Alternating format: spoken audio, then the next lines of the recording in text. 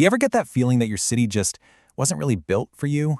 Well, today, we're going to dive deep into Leslie Kern's amazing book, Feminist City, to really unpack the hidden ways our cities get designed and, more importantly, who they're designed for. I mean, that's a pretty bold statement, right? But it's the absolute core of Kern's argument. The book makes the case that our whole urban world is designed with this default user in mind. And that default user is an able-bodied, straight white man who has a super simple commute and zero caregiving responsibilities. And if that's not you, well, the city has a million tiny ways of reminding you of that every single day. All right, so here's our roadmap. First, we're going to define what Kern means by the city of men. Then, we'll get into the daily grind of caregiving in the double-shift city and the heavy psychological weight of the city of fear. But don't worry, it's not all doom and gloom. We'll also look at friendship as a legit survival tool. And then, we'll start to imagine what a feminist city could actually be. Okay, let's jump right in with Section 1, the city of men. The big idea here is that our cities are built on all these invisible assumptions. Assumptions about who's using the space, how they get around, and what they actually need. And these assumptions literally shape everything, from how high a curb is to the entire layout of a downtown core. So what is this city of men? Kern defines it as a place where the male experience is just treated as the universal standard.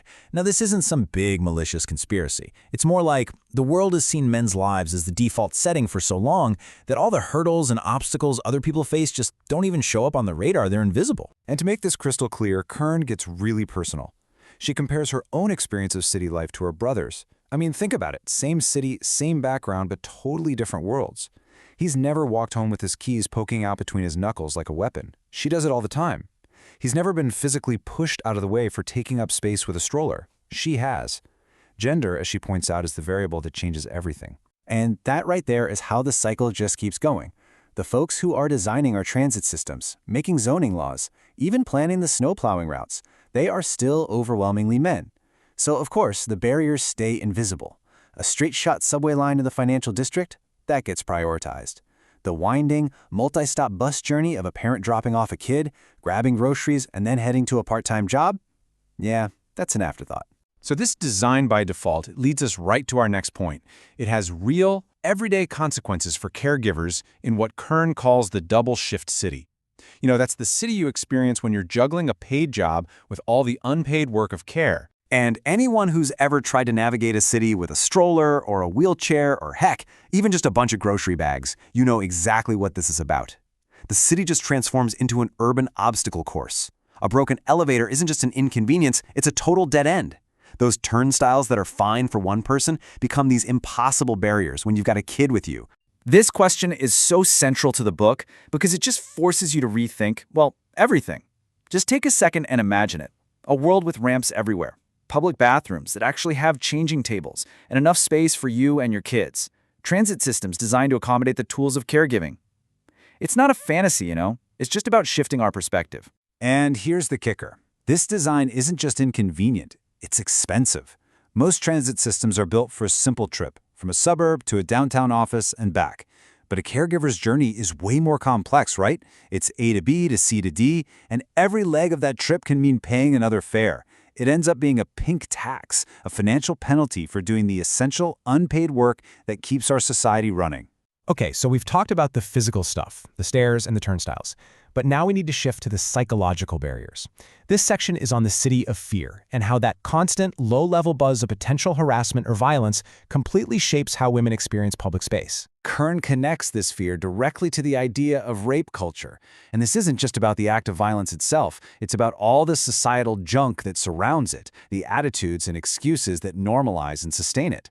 It's a culture that ends up putting the victim's choices under a microscope instead of the perpetrator's actions. And this is where it gets really, really fascinating. All of these victim-blaming myths, they have a geography. Every single one of these questions ties a woman's actions to a specific place or a specific time. The hidden message is always clear. You were in the wrong neighborhood, you took the wrong path, you were out too late. Basically, you were in the wrong place. So what's the result of all this? It means fear isn't just a feeling. In the city, fear is an architect. It builds invisible walls.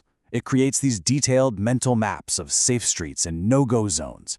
It dictates your route home from work, it influences your job choices, and it tells you exactly what time you need to leave your friend's house. It fundamentally shrinks your world and your freedom. But here's the thing. women don't just passively accept all this. And that brings us to our next section, a city of friends. It's all about one of the most powerful forms of resistance and support out there, friendship. Kern pulls this quote from the scholar Aaron Wunker, and it sounds simple, but it is so radical. I mean, think about it. It asks us to imagine a world where female friendship isn't just the side story to our romantic relationship, but the main event, the central organizing principle of your entire life. And this is how friendship becomes this incredible DIY urban infrastructure. It's what we build for ourselves when the city lets us down.